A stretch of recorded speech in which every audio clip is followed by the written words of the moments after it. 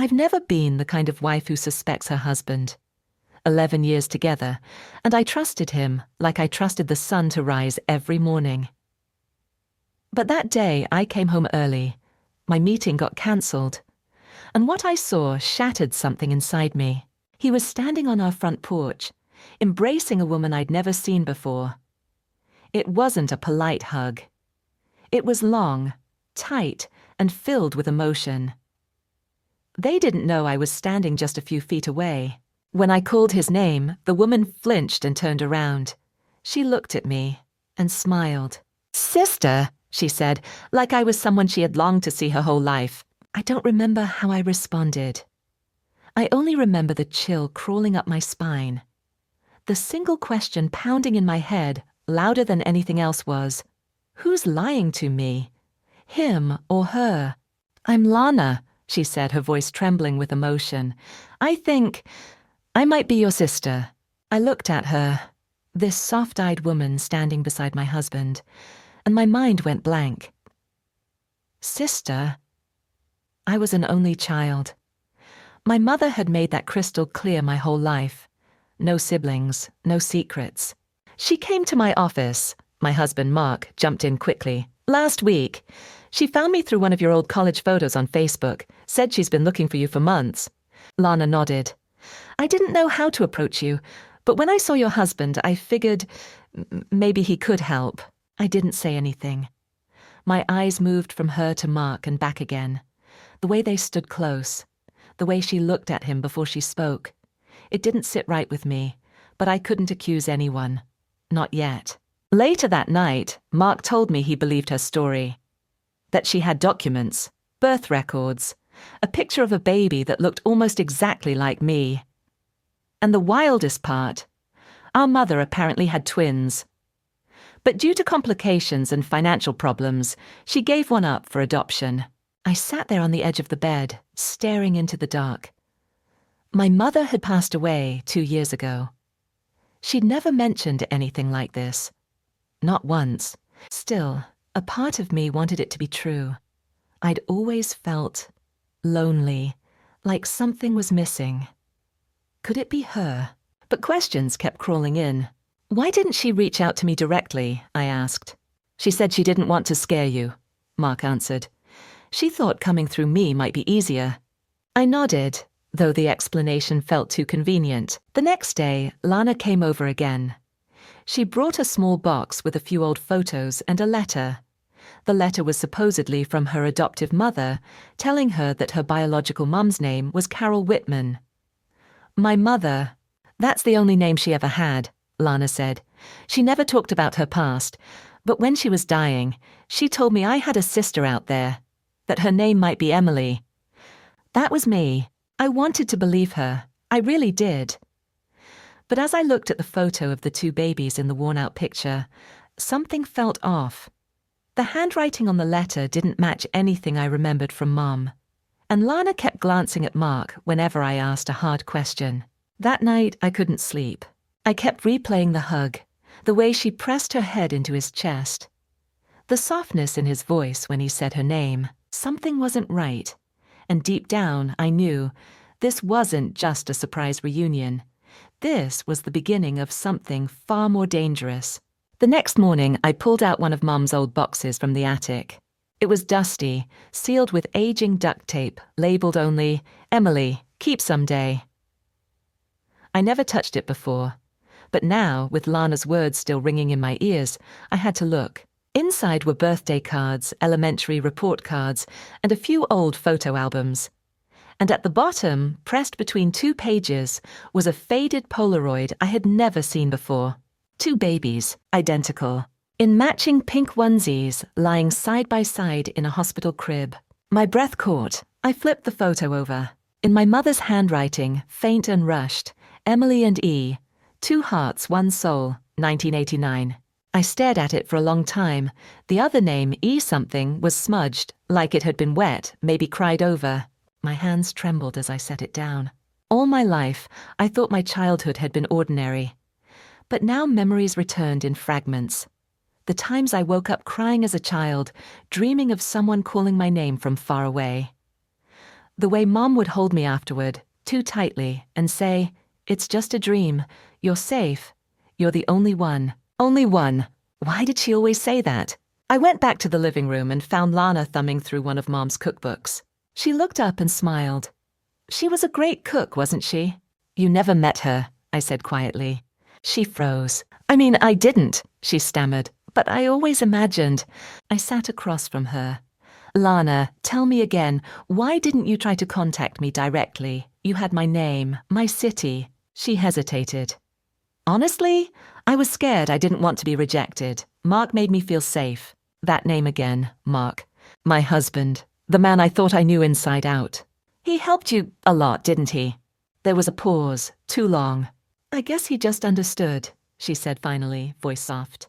That night, while Mark showered, I checked his phone. I didn't want to be that wife, but something was unraveling, and I couldn't ignore it anymore. There was nothing in his messages. Nothing obvious. But in his deleted folder, I found a single photo, taken weeks ago.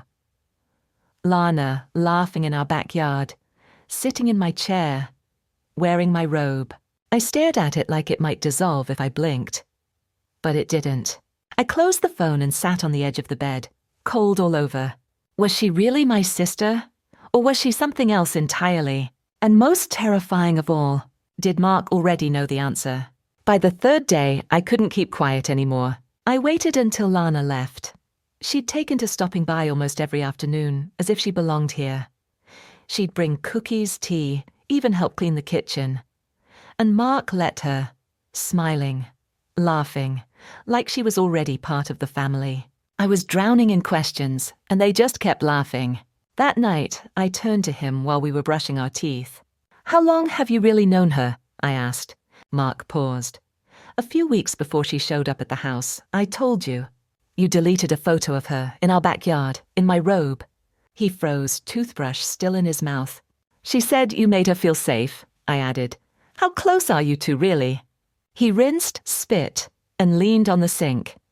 "Emily, I didn't want to upset you. I was trying to protect you. This whole thing, it's complicated." "No," I said. "It's simple. Either she's my sister or she's not. And you're either being honest or you're lying to me." He turned to me, eyes pleading. "I swear I've never touched her, but I care about her. She's been through so much. I just wanted to help." "Help?" I laughed bitterly. "By giving her my robe, my chair, my husband's time?" He didn't answer. I left the bathroom, heart pounding, hands shaking. The next morning, I decided to confront Lana. We sat on the porch. She was drinking coffee out of my favorite mug. "Why didn't you just come to me?" I asked. She smiled sadly. "Because I was afraid you wouldn't believe me." "But you thought Mark would." She nodded. "He's kind, gentle, and he reminded me of someone. Someone I used to love." There it was, a flicker, a slip. "Used to?" I asked. She blinked, as if realizing what she said. "I mean, I didn't mean anything by that." "You're not my sister, are you?" I asked. She looked up sharply. "Of course I am. Why would you say that?" I held her gaze. "You told me you found Mark on Facebook. But my college photo doesn't have him in it. He wasn't even there when it was taken." Her lips parted slightly, but she said nothing. "Do you want to know what I think?" I continued. "I think you knew him before you ever knew me. I think this whole sister thing is a story, one that you two made up, or maybe just you." She stood flustered. "That's crazy."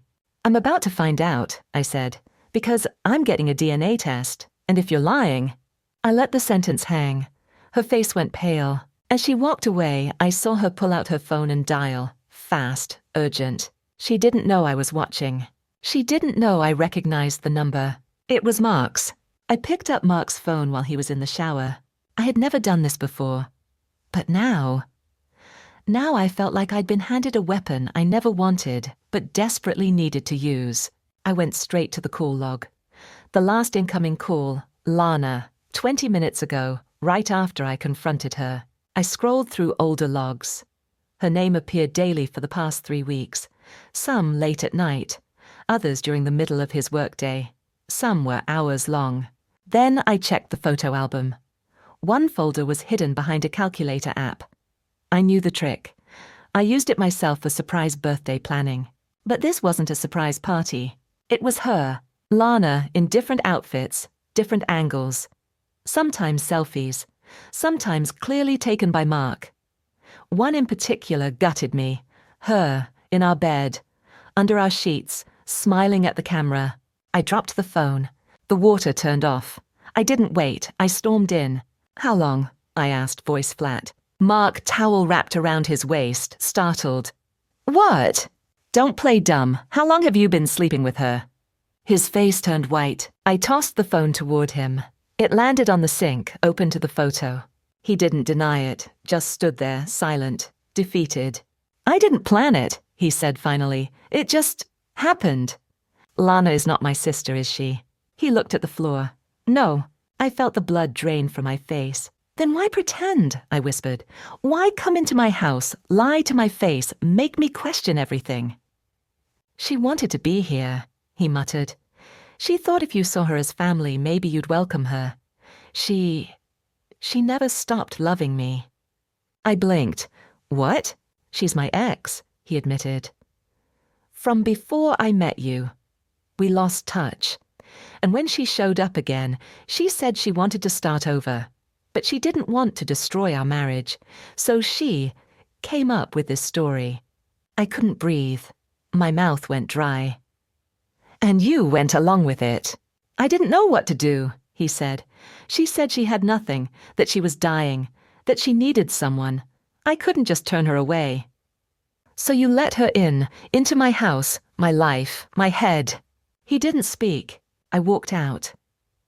Slammed the door so hard the pictures on the hallway wall shook. My hands were trembling, my ears were ringing. But underneath the anger was something far worse. Humiliation. He didn't just cheat on me. He let me believe I had a sister. He used my deepest longing, belonging, connection to keep me blind. I wasn't just betrayed. I was played. I mailed the DNA samples on a Monday. Mine and Lana's, both collected while she was asleep on the couch, after pretending to be family all day. I didn't tell Mark. I didn't tell her. I didn't tell anyone. I just waited. 5 days later, the results landed in my inbox. I stared at the subject line for a long time. "Your sibling DNA comparison results are ready." My fingers were ice cold as I clicked. Probability of sibling relationship, 0.0%. Conclusion, no biological relation. No match, no sister, no twin, no blood. I felt numb, not shocked, because part of me already knew. But this made it real. I printed the results, folded them into an envelope, walked straight into the living room where they were sitting, laughing over coffee like it was just another Sunday. "Here," I said, tossing the envelope onto the table. Lana opened it first. Her smile melted away. She turned to Mark. "You told me she'd never do it." He looked caught, cornered. "You told her I wouldn't take the test?" I asked, voice deadly calm. "She wasn't supposed to get hurt," he said, as if that mattered. "I wasn't supposed to get hurt. Mark, you brought a stranger into my life. You let her sleep in our bed, wear my clothes, call me sister while you slept with her behind my back." Lana stood up, angry now. "You think I wanted this? I was fine before you. He called me, not the other way around." I turned to Mark. "You reached out to her?" Silence. "Tell her," Lana hissed. Mark looked at me. "My mother, she told me about her, said Lana was struggling, said maybe I could help." I blinked. "Your mother?" He nodded. "She's the one who gave me her number." I felt the room tilt. Mark's mother had always hated me, quietly behind smiles and passive comments. But this? "You brought your ex into my home because your mother suggested it," I asked. "She thought Lana needed saving, and I thought I could help without destroying us. But I was wrong." I laughed, sharp and bitter. "Wrong? You created a fantasy. Let her play family while you played house behind my back." Lana spoke again, voice low. "I wasn't supposed to fall back in love with him, but I did." I looked at her, this woman I almost let into my heart. The woman who pretended to be my blood. "Leave," I said. "Both of you." Mark stepped forward. "Emily, wait." "No," I snapped. "Get out, and take your lies with you." They left. Just like that. No shouting, no apology, no fight. The house fell quiet again. But inside me, a storm raged. Because this betrayal wasn't just between lovers. It was a calculated invasion. By my husband. By his ex. And worst of all, by his mother. I hadn't spoken to Mark in 2 days. Not a word. Not a text. Not even when I saw his car pull up across the street and drive away again. But on the 3rd day, someone else showed up at my door. His mother. She didn't even wait for an invitation. She just walked in, like she still owned part of this house. I stood frozen in the hallway. "What do you want?" She gave me a long, measured look. To explain, since no one else seems to have the spine. "I'm not interested in excuses." "This isn't an excuse, Emily, it's a confession." I almost laughed. "You want me to hear your confession?" She set her purse down. "I never wanted you for Mark. You were always too strong. Too opinionated. He needed someone gentler, someone who would listen. Like Lana." She nodded without hesitation. "Lana loved him before you. She would have married him if she hadn't moved away." I folded my arms. "So you brought her back, had her lie to me, pretend to be my sister." "I didn't tell her to lie," she said, but her voice faltered. "I just nudged things, gave her the story, suggested how she might fit in. She took it from there." My stomach churned. "You coached her." "I guided her," she corrected. "And Mark, he didn't resist. Because deep down, he's still the boy who loved her first." I stared at her, stunned. She wasn't even sorry. Not for the manipulation, not for the cruelty. "You planned this. You built this lie so carefully, used my childhood, my grief, my mother's death to convince me I had a sister." She didn't deny it. I felt something snap inside me. "You used me." "I protected my son," she said calmly, "from a marriage that was killing him." My voice dropped to a whisper. "Then why not just tell the truth?" "Because you would have fought," she said. "You always fight. I needed you broken, Emily, just enough to let go." The silence after that felt like a vacuum, pulling the air out of my lungs. I walked to the front door and opened it. "Get out!" She didn't move. "He still loves you, you know." "I don't care." She finally picked up her purse and walked to the door. Just before stepping out, she paused. "You think I'm the villain here. But one day you'll see. I was just doing what mothers do. We protect our children, no matter what." The door closed, and for the first time since this whole nightmare began, I realized something. I hadn't just been betrayed by my husband.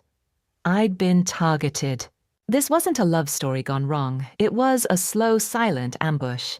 I didn't answer Mark's calls. Not after the confrontation, not after his mother's visit, not even after Lana left town. Yes, she left, quietly. I never saw her again. I don't know where she went, and I don't care. She had gotten what she came for, destruction, but not the kind she expected. The divorce papers came a week later. He didn't fight me. Not for the house, the car, the money, nothing. I think somewhere in that hollow chest of his, he knew he'd lost something he could never earn back. Not my love, my respect. But there was one thing left. The girl. The child I didn't even know existed. Mark's daughter from a woman he dated before me. A woman who passed away from cancer last year. The same daughter his mother had mentioned only once. Like a weapon. I found her photo buried deep in the kitchen drawer. She had Mark's eyes. And a shy, crooked smile. She was innocent. So I called the lawyer. I asked if she knew where the girl was living. I said I just wanted to send her something. A letter. A week later, I sat down to write it. 3 pages. Handwritten. I didn't mention the betrayal. Not the lies, not the tests, not her father's mistake. I told her about her mother, what little I could find. I told her that if she ever needed anything, she could write to me. No expectations, no pressure. Just one woman, telling one girl, "You didn't do anything wrong." Then I sealed the envelope, and with it, I sealed the last thread of that family. I kept the truth, not because they deserved it, Mark, Lana, his mother, but because she didn't. She deserved a clean slate, the kind I never got. A few months later, I packed up the house and moved to Oregon, a small coastal town where no one knew my name. I rented a quiet cottage near the cliffs. I started teaching art to local kids on weekends. I smiled more. People say time heals. I don't think that's true. But time gives you space to choose who you want to be, without the echo of what they tried to make you. And I chose silence, not as surrender, but as strength. Sometimes I write letters I'll never send, to Mark, to Lana, even to his mother. I write about the mornings I wake up without shaking, about the sound of waves outside my window, and how silence no longer feels like loneliness. It feels like mine. I tell them I'm okay, not because I've forgotten, but because I survived. And survival, I've learned, is its own kind of justice.